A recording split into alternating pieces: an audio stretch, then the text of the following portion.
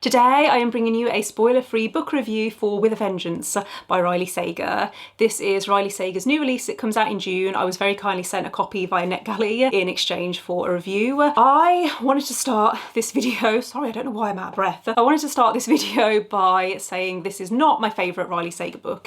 It's also not my least favourite. It's somewhere in the middle, but the one thing that stood out to me is how different this feels. I feel like this has been the case with his last couple of releases where they've felt like they're leaning more mystery. His earlier books, I would say, are psychological thrillers and some of them have a mystery, but this in particular feels like a closed circle murder mystery. I would say it's closer to books like One by One by Ruth Ware or The Hunting Party or The Guest List by Lucy Foley. Not to say that if you love those books then this is definitely going to be a win for you, but I think it's important to have that expectation going in that it does lean more mystery. It does have suspense and tension, but in terms of it being a thriller, most of the book doesn't have that kind of vibe. As a very brief synopsis, because I know some people aren't going to want to know too much about the plot, but as a brief synopsis, we're following many characters, it's multi-POV, and the main character is called Anna. Her father owned a railway company, however something happened 12 years ago that ruined her family,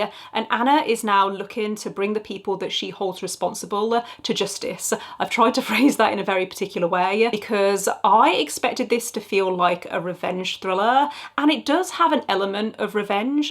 However, Anna is quite a weak character. I don't think characterization is Riley Sager's strength anyway, but when I think of a revenge thriller, I think of a character who is driven and who is determined to see people suffer, and that is not Anna. Anna decides to invite these people on a train journey going from Philadelphia to Chicago from 7 p.m. in the evening to 7 a.m. in the morning. So you have that countdown element, which I did quite enjoy. Very quickly you see that Anna has lost control of the situation because in the prologue it's revealed that there might be a killer on board. I would not describe Anna as a clever protagonist. Her thoughts are a bit all over the place and she can't seem to make her mind up on what to do and who to trust, so it can be a little bit frustrating being in her head, and I can see people just not liking her character at all. I didn't mind it so much because I'm not reading a thriller or a mystery for the characters, but yeah, as I've said, I don't think that character writing is Riley Sager's strength. I did really like the atmosphere in this. I've never actually read Murder on the Orient Express and I've never seen any kind of adaptation, but if you've seen the old Clue movie with Tim Curry, this kind of gave me that sort of vibe. It felt a bit dramatic and campy. I don't know whether that was the intention, but there were moments where, you know, characters were like gasping, and in my mind I thought dun dun dun.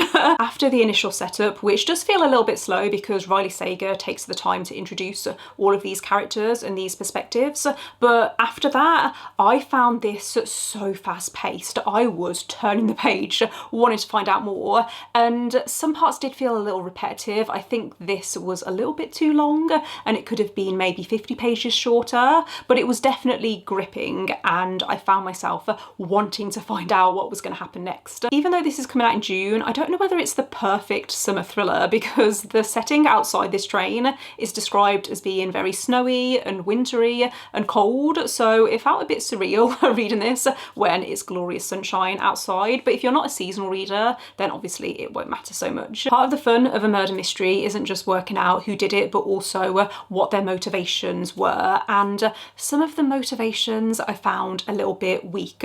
I felt like I was being told this is why a character did this, rather than the characters being so well developed that when a reveal happened I would think, oh yeah, that makes complete sense for that character. I didn't really have a grasp on the characters. I felt like there was quite a lot of telling instead of showing. So you do just have to kind of roll with that, but Riley Sager is known for his plot twists, and I personally prefer one or two really good plot twists rather than lots of plot twists that feel like too much and like I'm getting whiplash, and I feel like this fell into the latter category. Throughout the book there are these smaller plot twists, some of which I didn't see come in, some of which I felt were kind of obvious to the point where I assumed as the reader we were already meant to know that and have that in the back of our mind. I really enjoyed the first half, however going into the second half I was still gripped.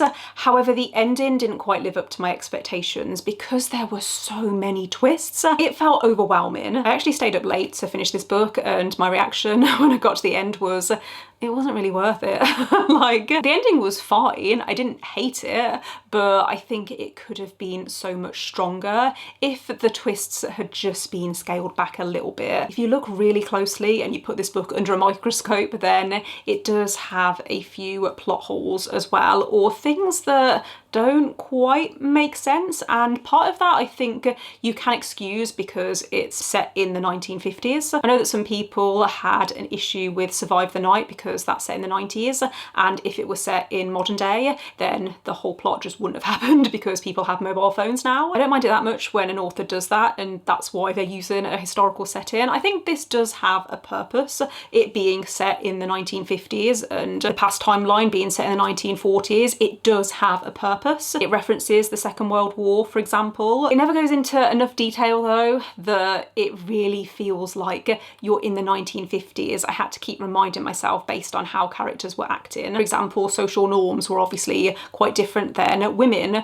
were treated different back then. I know some people found Middle of the Night quite boring, and I think this is a bit more exciting than Middle of the Night, but still, if you're looking for a true thriller, I don't think you're going to find that in With a Vengeance. So my favourite Riley Sager books are still Home Before Dark, Lock Every Door, and The Only One Left. House Across the Lake and Final Girls are still my least favourite. I would probably put this on the same level as Survive the Night, which I gave 3.5 stars, and I think I'm going to give this 3.5 stars as well. So yeah, that brings me to the end of this review. I think if you're looking for a murder mystery set on a train, this is good but not amazing in my opinion. Thank you so much for watching. If you've made it this far, let me know in the comments if you are excited for this book, if you are planning on picking it up soon, or let me know if you've already read it and what you thought of it. Don't forget to give this video a thumbs up if you enjoyed it, click subscribe if you would like to see more videos from me, but otherwise I will see you next time. Bye.